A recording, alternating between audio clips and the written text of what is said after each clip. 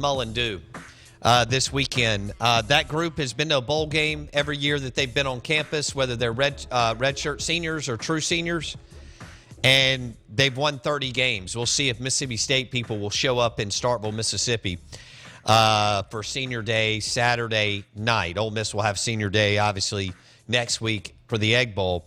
But you've got some seniors going out, like Richie Brown and A.J. Jefferson and Fred Ross, who have been a part of some big games, been part of a team that was #1 in the country and an Orange Bowl team.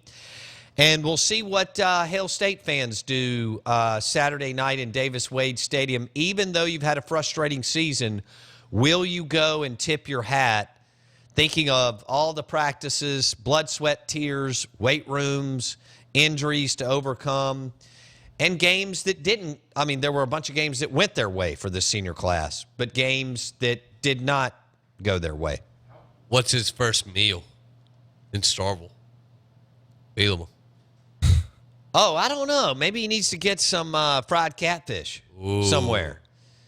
You know? So I guess Two Brothers would be a good place. He couldn't stop there, though, because it's going to be real crowded. Well, he'd load up on tacos at Two Brothers. Oh, God. How many over-under number of tacos Bielema? Bielema? Oh, God. 20? How many tacos could Brett Bielema eat? Tacos are good. Two Brothers in the Cotton District. I'd set it at 18. Hey, then I'd probably take the over right around there. I mean, that man can Good eat. God. You remember Bo Mattingly describing what it was like to eat with him? Yeah. At Joe Tessitore's family's restaurant somewhere around Hartford, Connecticut, and it was pretty funny. I know it's obviously a big game for bowl eligibility, but how big is it for State to have even more motivation going to the Egg Bowl? How big is this game? Yes. Yeah. How big? I guess what I'm asking is how big is this game in the grand scheme of the program, the big picture? I think it's a big game. I mean, I think Fitzgerald and the younger guys need another victory. I think next weekend they'll be as they should be, big underdogs, and so this is an opportunity to get a W. I mean, Austin Allen I think will put up crazy numbers, but there's no reason why Fitzgerald and the offense can't put up crazy numbers. If you won this game and even if you lost the Egg Bowl, don't you have a pretty good feeling on the offseason knowing most people put you at 0-4 this last 4 stretch, and you went 2-2. No doubt. No question. And Fitz can play. Now he's going to be with Shagermeister. Shagermeister. That's what we're going to name him. That's what he's named. With Shea Baby, or Shea Bebe. That's the all-sports name. With his talent and him playing, he's going to dominate this show and the headlines. And I mean, the Clarion Ledger said a star was born. And, he was. I mean, the Clarion Nashville. I'm sorry. I was wondering who that you were talking headline about. came from Nashville, Tennessee. Well, here's what's great for the Clarion Nashville is when they cover the Vanderbilt game this weekend, they'll be on their home turf. All right, Tony Romo had a press conference. Does everybody listening know that Dak Prescott's the starting quarterback for the Dallas Cowboys? Playing quarterback? We should do a poll and see if anyone doesn't know. That's a good question. That would be great. Tony Romo called a press conference yesterday, and it was one of the most heartfelt, raw, and authentic press conferences in the history of sports. Yes. From a guy who is worth $100 million and has lived a king's life and has had that star on his helmet forever and dated beautiful women models and actresses, and the list goes on and on. This is Tony Romo talking about what he's been through this year.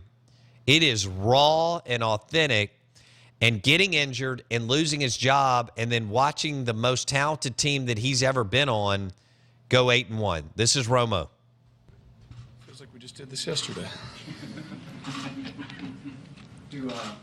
Tony started off, do you? Well, one sec, Dave. Okay. First, I just came up here to talk to you guys. I wrote something, I put it together that I really just wanted to read more. I know you have a lot of questions, as many of you have hounded me pretty much daily. Edward or Texas on the hour, but I'm not going to probably get to every. I'm not going to take any questions, so hopefully I answer most of them with what I'm saying here. And if they If I don't answer, I'm sure we'll talk in the future. So hopefully we're going to keep it short. I think it's for multiple reasons. One, I think it's in the best interest of our team.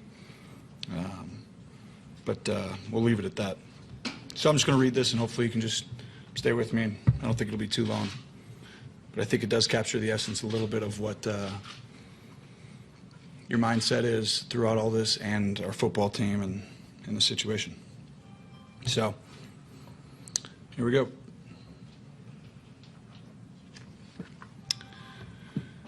To say the first half of the season has been emotional would be a huge understatement. Getting hurt when you feel like you have the best team you've ever had was a soul-crushing moment for me. Then to learn it's not 3 or 4 weeks, but 10 is another blow. And through it all, you have a tremendous amount of guilt on having let your teammates, fans, and organization down. After all, they were depending on you to bring them a championship.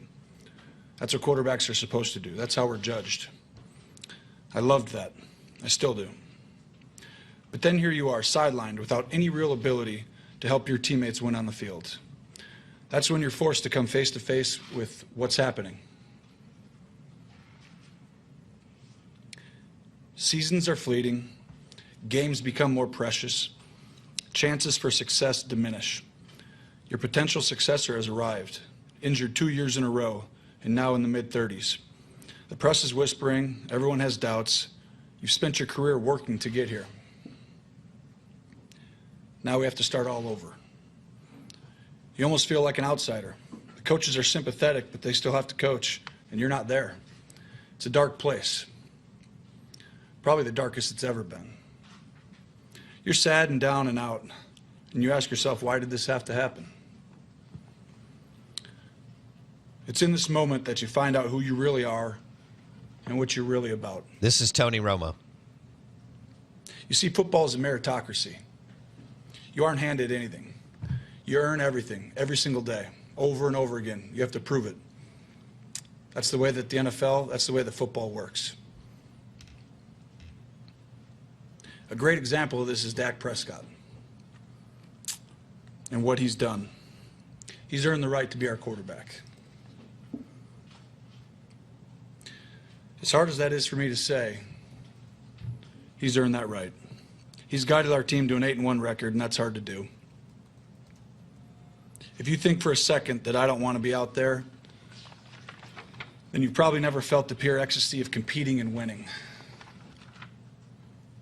That hasn't left me. In fact, it may burn more now than ever. It's not always easy to watch. I think anybody who's been in this position understands that. But what is clear is that I was that kid once. Stepping in, having to prove yourself.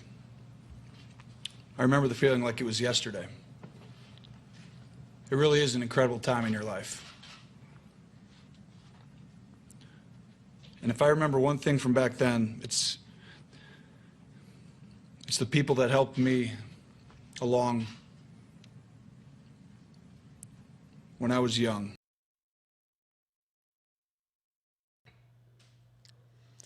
All right, that was Tony Romo talking about everything that he's been through since getting hurt in August. And what was the number one thing that jumped out at you there? I think for me was basically this has been his darkest time. Think about that. Guy's in his mid-30s. He's been under enormous amount of pressure as the Dallas Cowboys starting QB has yet to deliver a championship. They've had some gut-wrenching losses. You remember when I don't want to blame it all on him, but do you remember when he juggled the point-after kick in the playoff game and they lost? That was when Parcells was there. That was early in his career, but you knew he was going to be good. Was it 2 years ago where the Dez catch was not ruled a catch, or 3 years ago? Was it? Let's bring Drew in. Drew? It was 2. Okay.